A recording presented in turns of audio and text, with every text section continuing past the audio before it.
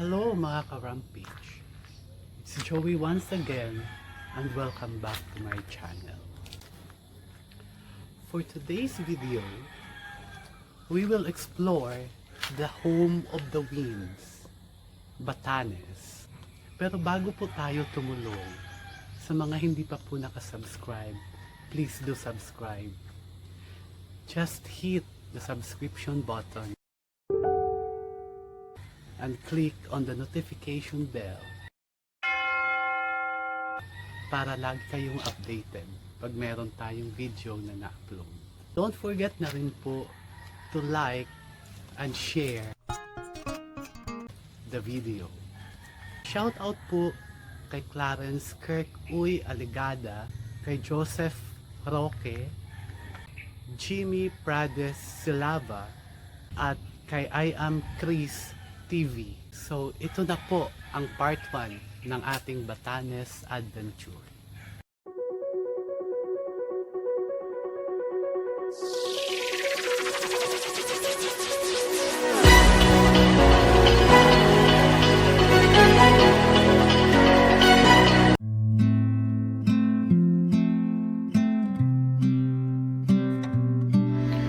Batanes is in the northernmost province in the Philippines and also the smallest both in population and land area.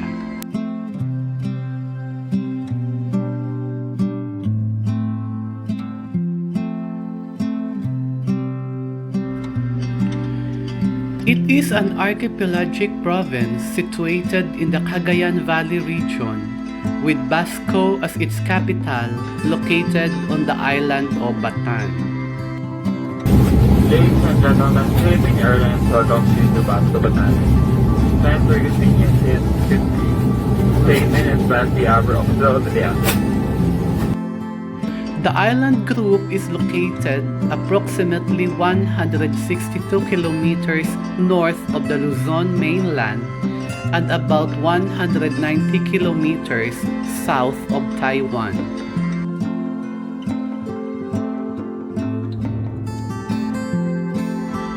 Batanes, tagged as the home of the winds, has a little bit of everything for various types of travelers. The mountains, the sea, the rolling hills, and the food.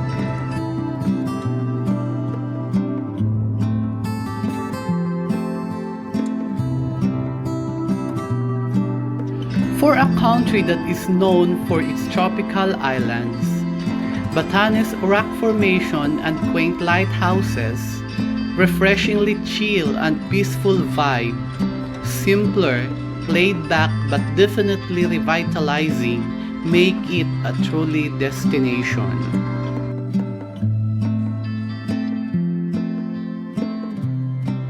Marfel's Lodge, a place that feels like home, serves as my dwelling place during my Batanes escapades.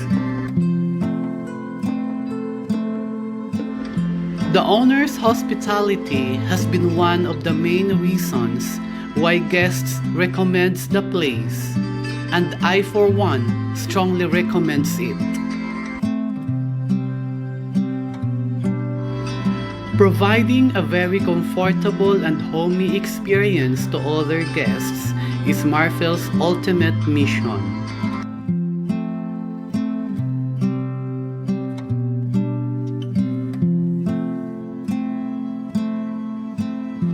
The first stop of South Batan trip is often the Chawa View Deck.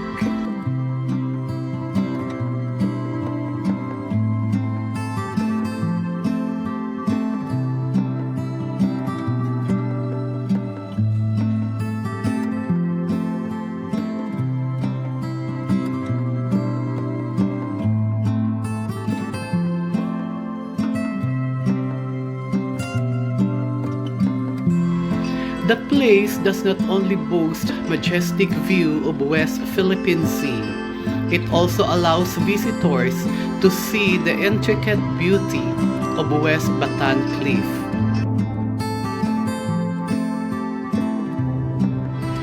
Being an archipelago, The Philippines has relied on maritime travel throughout the ages, and as such, lighthouses have dotted the country.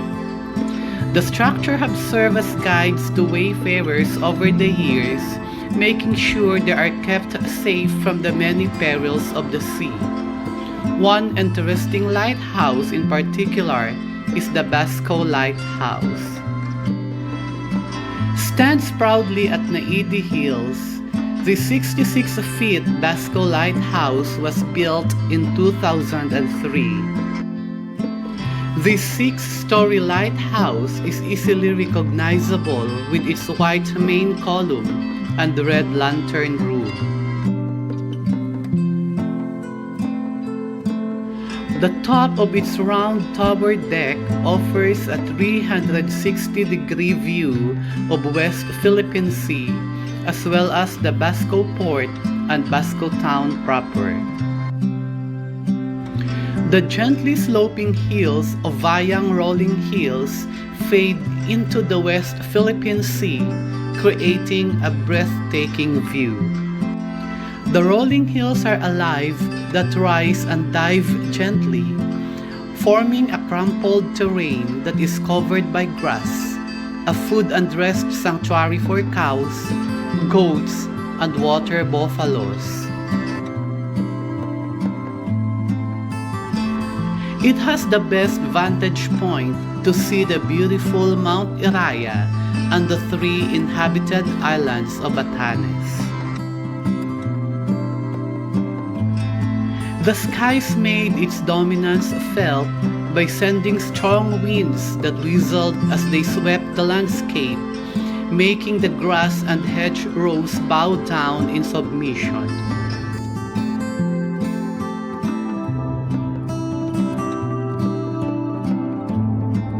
Mount Carmel, also known as the Tucon Church, was first established on May 3, 2008 at Sitio Tucon in Barangay Sianarian. Built by local fishermen, it adopted the design of a traditional Vigattin house made of stone walls, making it the only chapel embodying such design. Tucon Chapel manifests solemnity and tranquility as it perfectly sits on top of the hill overlooking the lush greenery.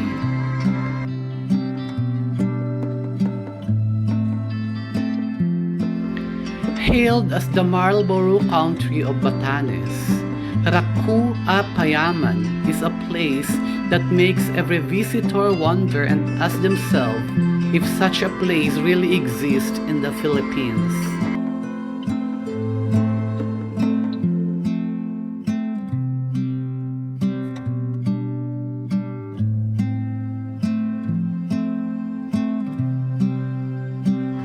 The combination of seascape and rolling landscapes is a sight to behold.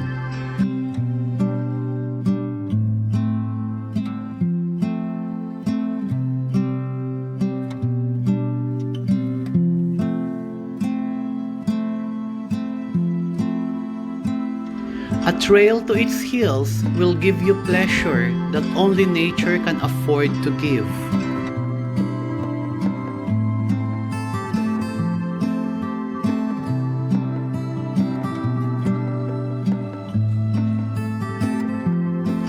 You can walk around and just breathe the cool and fresh air.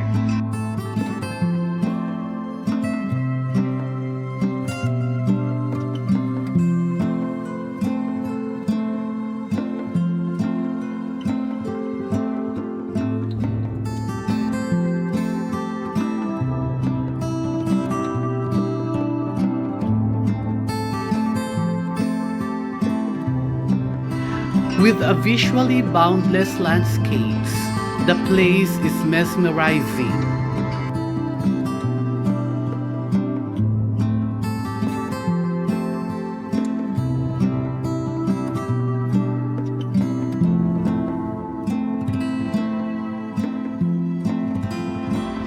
Raku a Payaman is indeed one of the God's awesome creation.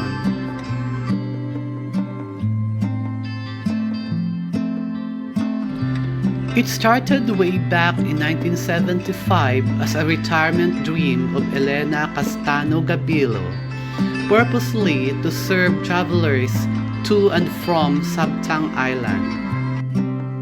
The coffee shop's concept is quite simple. You may buy coffee or any other snacks available and list them on the logbook, but you have to be honest and pay for the total amount. You can even pay more to serve as a donation for the owner. The shop is not just a place for coffee and snacks. They also sell souvenir items.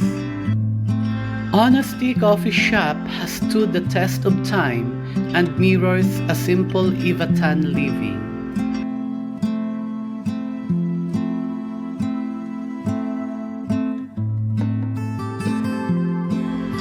The Alapad Hill and Rock Formation is one of the magnificent tourist destinations in the island of Batanes.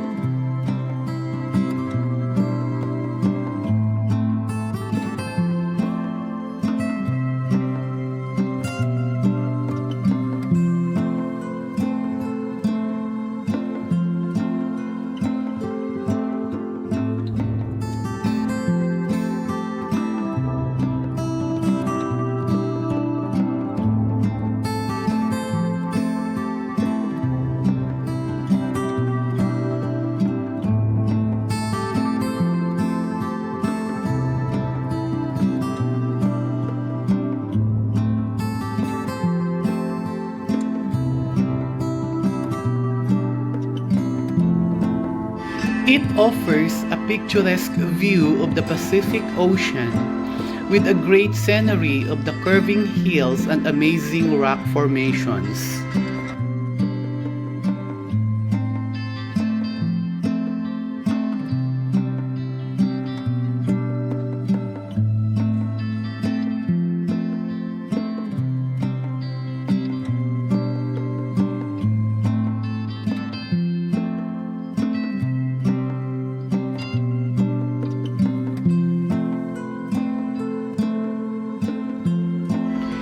It is the place where the famous scene from the movie Hihintayin Kita sa Langit was shoot.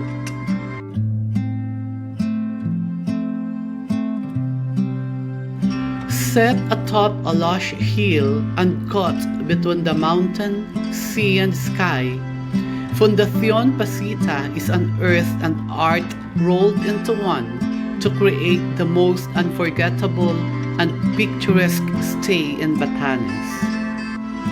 The hotel offers the best spot to view the scenic landscape and the cultural and aesthetic heritage of the Vigattins.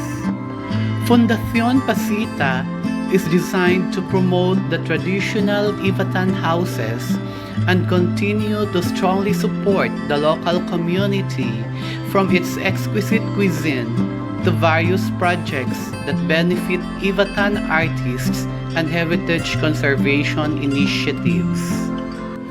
Blessed in isolation, the surroundings of Fundacion Pacita tells a story of people who learned to adapt and thrive despite their often harsh and unpredictable environment. The San Carlos Borromeo Church in Mahatao is also known as the home of Batanes Blank Book Archive.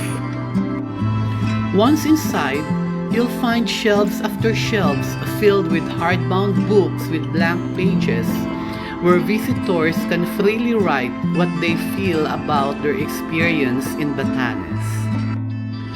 Built in 1941, Tipnay Supuan Japanese Tunnel is made up of volcanic rocks and cement and served as a shelter for the Japanese troops during World War II when they arrived in Batanes. Japanese soldiers ordered the Vigattins to dig the tunnel, creating 5 exit points, chambers, bunkers, and water reservoir. At 250 meters long with lower deck chamber, the bunkers serve as their lookout spot while in battle with the Americans. For safety reasons, tourists are advised not to enter the tunnel without a tour guide and a torch or flashlight.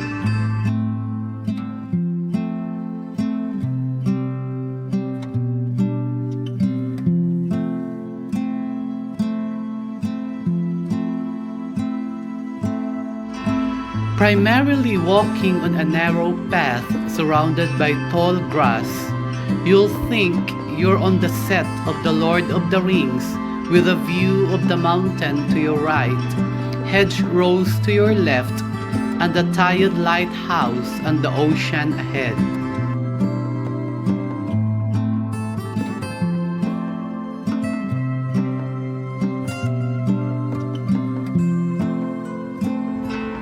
The tiled lighthouse was built in 2002 with a hexagonal shape, white painted body, and red lantern rooms.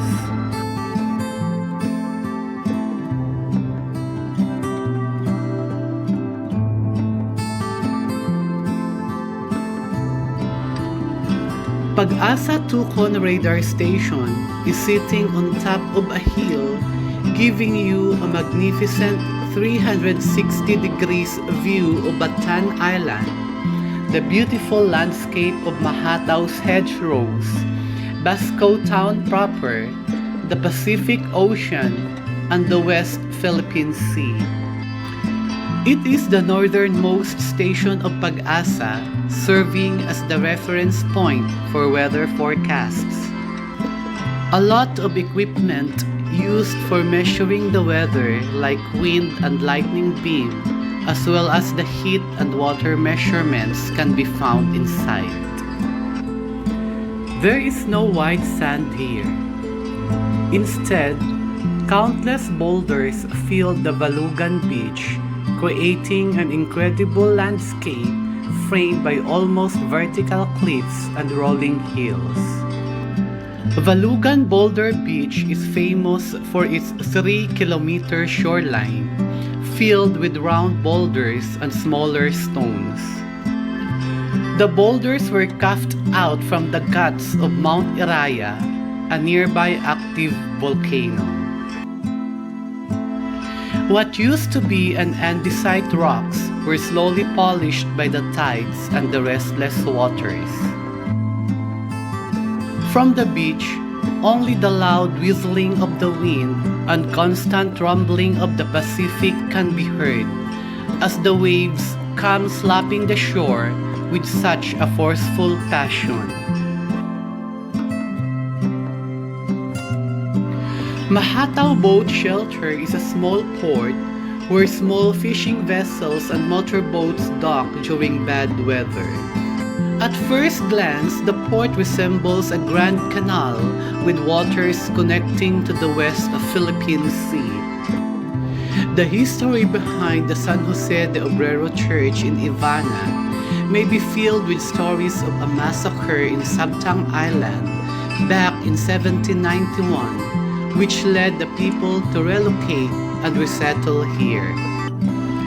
The House of Dakay, with its ever-beautiful stone house, best visualized the Vigattin's resilience in the harshest condition and was constructed in 1887.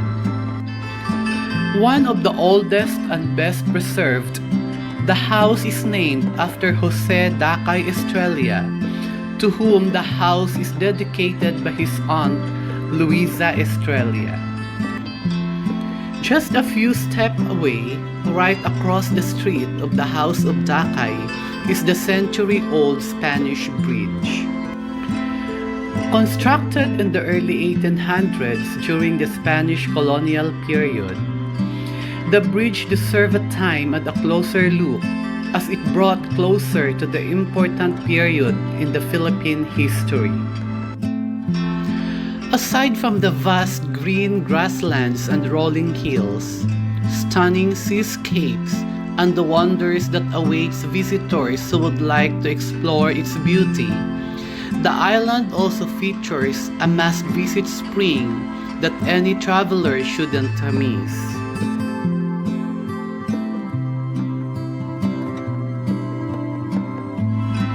The Spring of Youth can be reached after trekking for about 30 minutes.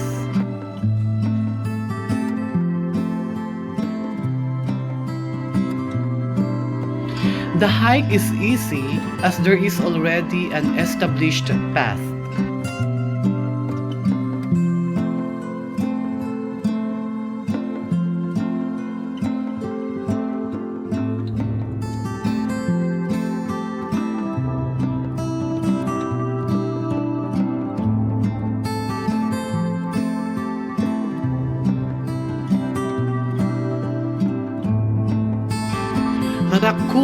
Aide, also known as the Spring of Youth, is a man-made natural spring pool overlooking the beach.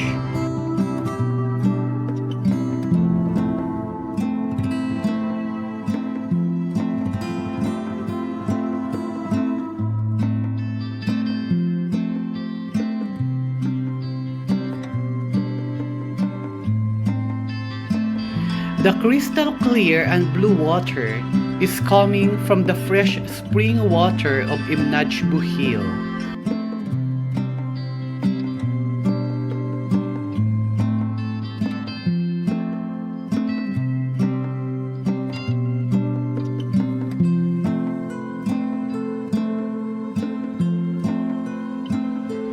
The pool is just 3 to 4 feet deep, so you will not be worried of drowning.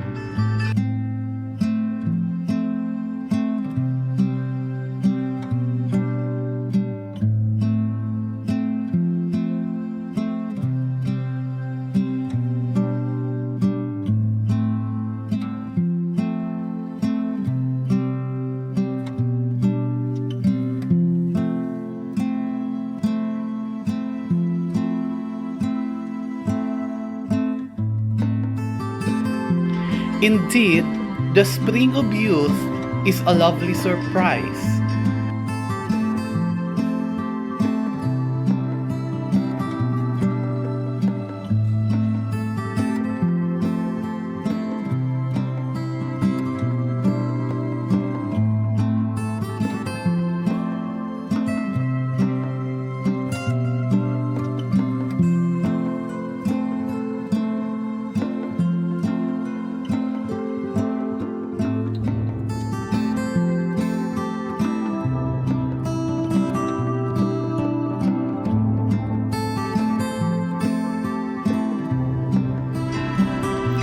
A trip to Batanes is a welcome escape from the hustle and bustle of city living, as it has preserved the unspoiled beauty of the place and the peaceful lifestyle of its people.